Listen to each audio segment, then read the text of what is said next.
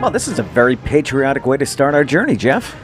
In this deeply politically divided time, I thought maybe we could use a little reminder that, this land is your land, this land is my land. I couldn't agree more. But how do we find our way again as a nation? I'm not sure we can help an entire nation, but as for you and me, Ray, I thought maybe a trip to southern New Hampshire to see an uncle might help a bit. Well, I don't have an uncle in southern New Hampshire. Are we saying your uncle? No, Ray, we're heading to Mason, New Hampshire, to the home of everyone's uncle. Today, we're on a quest to find Uncle Sam. I'm Jeff Belanger. And I'm Ray Auger. Welcome to episode 155 of the New England Legends podcast. If you give us about 10 minutes, we'll give you something strange to talk about today. Thank you so much for joining us on our mission to document every single legend in New England, one story at a time. And thank you to our Patreon patrons who generously support our cause by kicking in just $3 per month.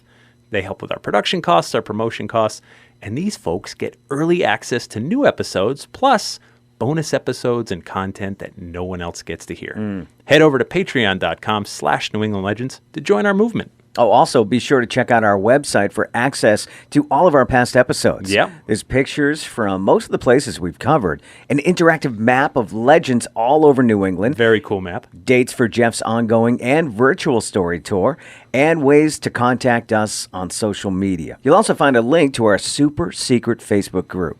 You can also reach us on our legend line, which is 617-444-9683. Call or text us anytime. And please, leave our show closing on there for us. Yeah, please do. It's been an amazing journey so far. It's incredible to see how much our community of legendary listeners has grown. And we have some really cool surprises coming up for you later this month, too. So, Jeff, we're looking for some guy named Sam? Right, but not just any Sam. Ray, we're looking for Uncle Sam. Uncle Sam, as in the United States government. Well, that's what it's come to mean, but there was a time when Uncle Sam was just a guy from New Hampshire who cared an awful lot about his country and his neighbors. Let's head back to 1766 and meet him.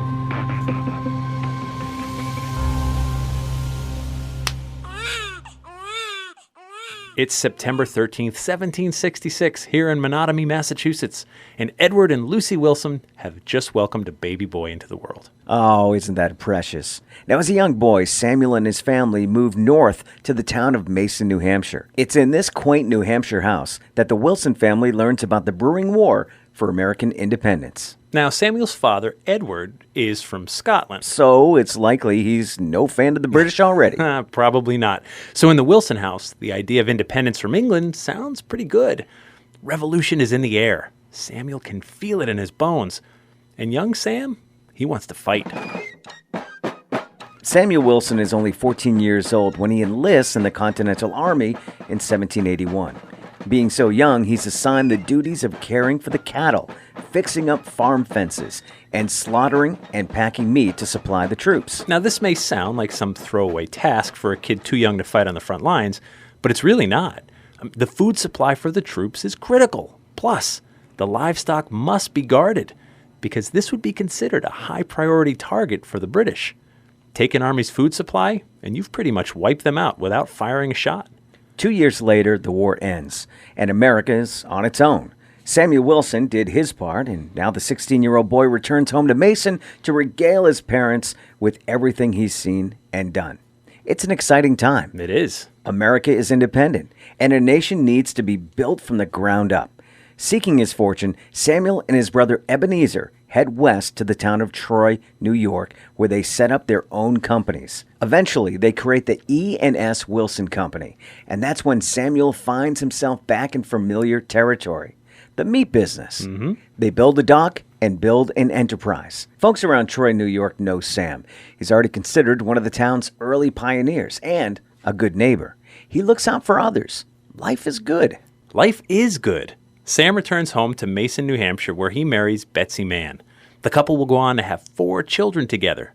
He's basically living the American dream. Until 1812, when the British come calling again. This young nation is once again at war with the British. Armies need supplies. They need food and they need meat. That's when the Secretary of War makes a contract with Albert Anderson Jr. of New York City. The contract is to supply all rations for troops in New York and New Jersey. Anderson quickly reaches out to the E&S Wilson Company as a subcontractor. And soon, barrels of pork and beef are getting packed up, stamped, and shipped. Sam Wilson remembers from his childhood just how important this job is to the war effort. Given his experience, he's soon appointed meat inspector for the Union Army. It's a job Sam takes quite seriously. Each barrel must be perfect because soldiers are depending on a good meal. After inspection, the barrel is stamped with the letters EA-US, which indicates Albert Anderson, United States. Now, the thing is, a lot of these barrels of meat don't have to travel very far. Many make their way to nearby Greenbush, New York, where 6,000 soldiers are waiting for it. A lot of these men are Troy, New York locals. The thing is, they know where these barrels of meat are coming from, and they know the guy in charge of making sure they're as good as they can be. When these soldiers see the barrels with EA-US on them, they don't think the U and S stand for United States. They claim those letters stand for a guy who packed the meat. A guy known locally as Uncle Sam. So as you can imagine, the letters U and S are stamped onto many different Army items, from food to clothes to ammunition. But those boys from Troy saw those letters and thought of one guy back home doing all he can to support them. To them, those letters didn't refer to a country. They referred to a guy who cared a lot. A guy whose reputation was spreading throughout the ranks and throughout the land. Pretty soon, any supplies with those letters on them meant they came from Uncle Sam. Soldiers felt better knowing this one guy cared so much. And that brings us back to today. It was in the year 1917 that the concept and legend of Uncle Sam had grown to the point where he became personified in a poster painted by J.M. Flagg, featuring a white-bearded, stern-looking man wearing a blue jacket, red bow tie, and a white top hat with a blue banner and white stripes pointing at the viewer above the text that reads, "I want you for the U.S. Army." This poster would be used for recruiting soldiers over the span of decades and 2 world wars. It's really one of the most recognizable posters in American history. Yeah. His old house should be right up here on Valley Road in Mason. And there it is. It's a small red house looking very much the part in New England. And there's an official New Hampshire state sign right outside. Go ahead and give it a read, Ray. All right. It reads, "Nearby stands the boyhood home of Samuel Wilson, 1766 to 1854, who was generally known as Uncle Sam. He supplied beef to the Army in 1812. The brand on his barrels was U.S. The transition from U.S. to Uncle Sam followed and became the popular symbol for the United States." From the man grew a legend. The legend spread. And since the poster published in 1917, he became an icon and a concept. Not bad for a guy born in Massachusetts and brought up in New Hampshire. It's worth noting that the town where Sam was born, you may recall it's called Menominee, is modern-day Arlington, Massachusetts. I love how simple this story is. The best ones often are. I mean, here's a guy who just wanted to help a cause he believed in. Right. He served his country the way he knew how. Take care of the food supply for those closest to him. And he started when he was just 14. He didn't play politics. Nope. He didn't help some and not others. He took care of his business and community, and it spread from there. There's a lesson there. Do your job, take care of your community, and good things happen. We should all strive to have the local reputation as everyone's uncle or everyone's aunt. Sam always knew we thrive as a country when we look out for each other. I want you to tell others about our show. Yes. Please post your favorite episode on your social media. Consider telling a friend or two about us, or post a review.